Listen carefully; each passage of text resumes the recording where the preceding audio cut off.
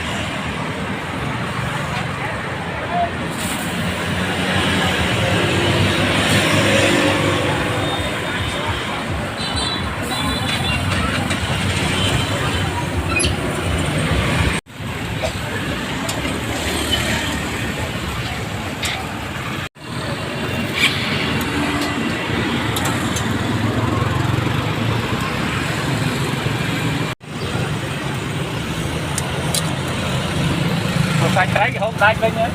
Hả? Một sạch trái hộp đạch nhé.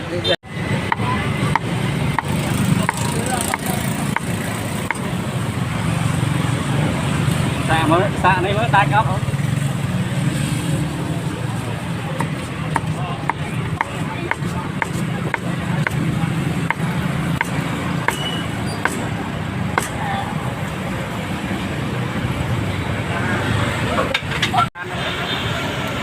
Mấy đấy cha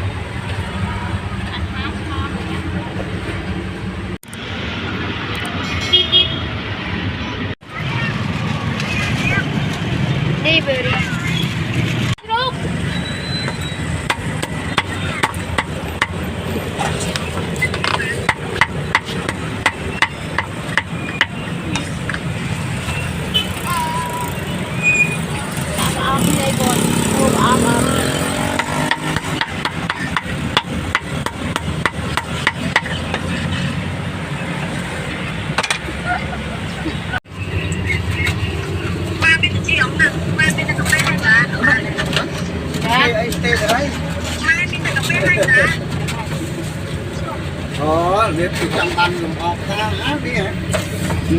Lại lớn nữa.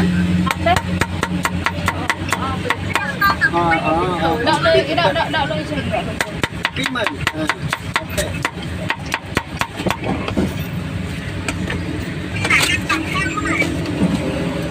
Bờ miên tia giờ tia mà bánh.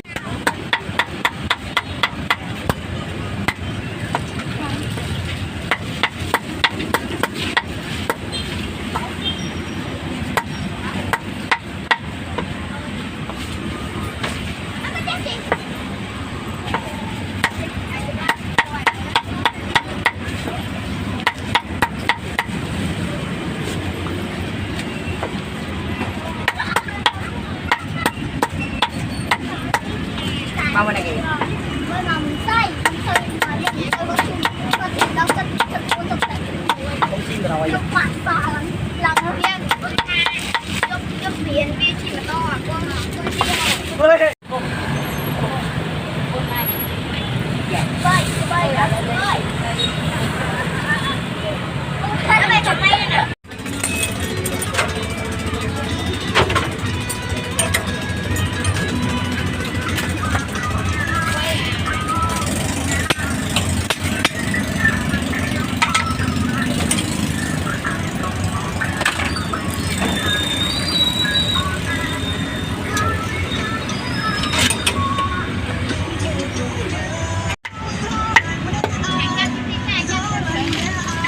Bảy.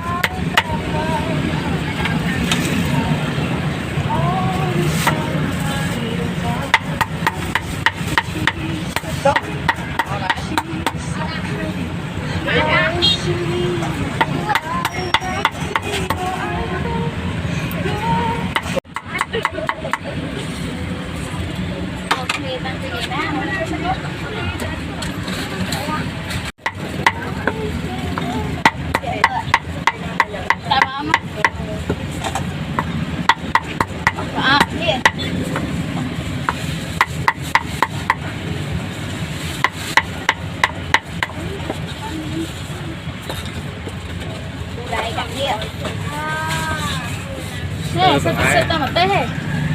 Sẽ tao một té đá này bây giờ được sai hả con? Đi tao được sai. Tao mới được sai nè.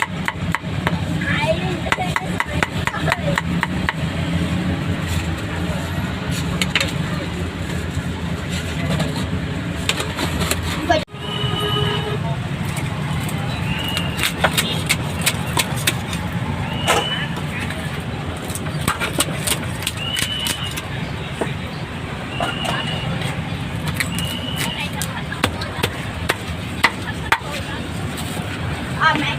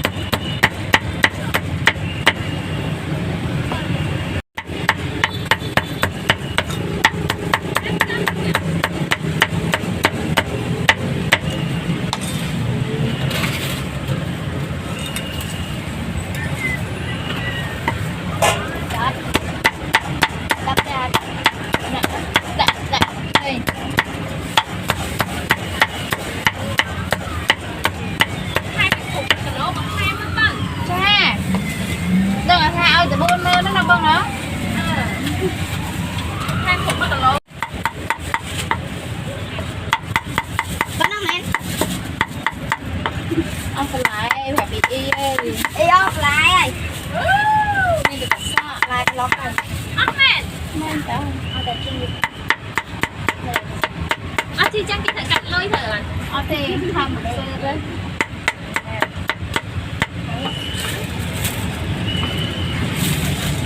Ôi, anh ma nó nói chị làm bạn đấy. Ai về đâu mua anh? Đó, ngay rồi. Chân rồi chị một tên ngay bên.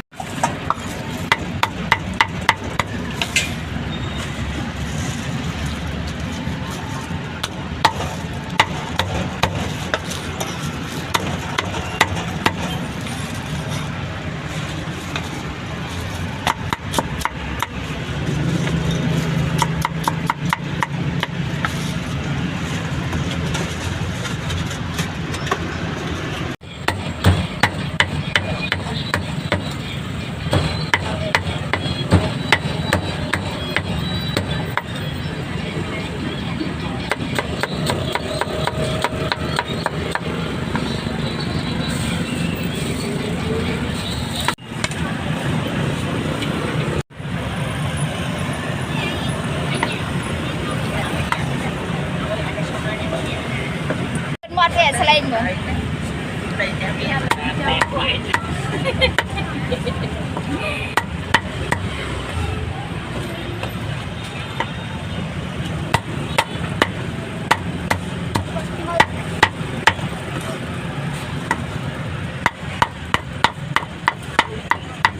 đâm năng bắt ở đây tập đây như miên này mi cho chắc tập đây nè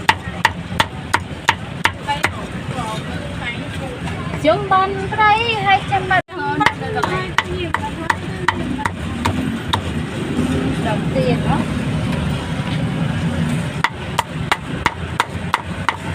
mày đặt lên tao thằng lại cho mày cho mày hả đưa tao thằng cho mày ăn một chứ ai vậy đi chặt cái gì ăn hộp con rồi